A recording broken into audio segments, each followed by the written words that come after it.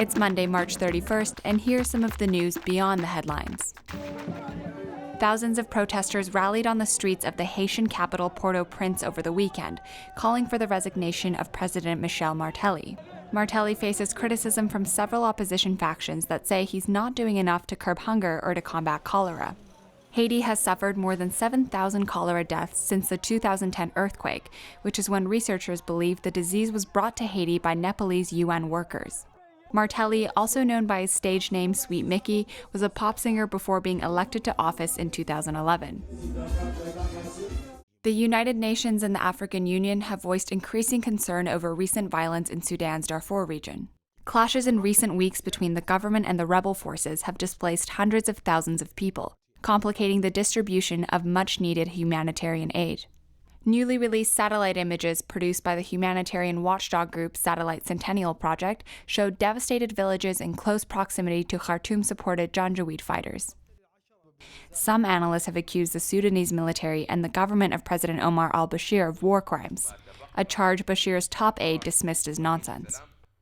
Two Spanish journalists who were kidnapped 6 months ago by the Islamic State of Iraq and Syria, or ISIS, have returned to Spain where they were finally reunited with their families. Javier Espinoza and Ricardo Garcia Villanova were abducted in Syria's eastern province of Raqqa back in September while they were trying to leave the country. The reporters were handed over to Turkish authorities over the weekend, though it's believed dozens more Western captives are still being held by the Islamic militant group.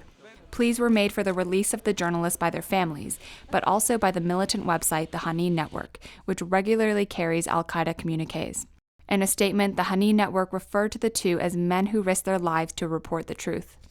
Former heavyweight boxer Vitaly Klitschko has announced that he is withdrawing from the Ukrainian presidential elections. He said he will be throwing his support behind the candidacy of the so-called Chocolate King, billionaire Petro Poroshenko. Klitschko's withdrawal makes the May 25th election a two-way race between Poroshenko and former Prime Minister Yulia Tymoshenko. The election comes amidst growing tension between Kiev's Western-backed interim government and Russia. Russia has been mobilizing its troops along Ukraine's eastern border. Check out the VICE News YouTube channel for more original reporting and documentaries from around the world. The reason they want the Interior Minister to step down is because they're angry that they lost their army in Crimea and that they gave up Crimea without a shot fired.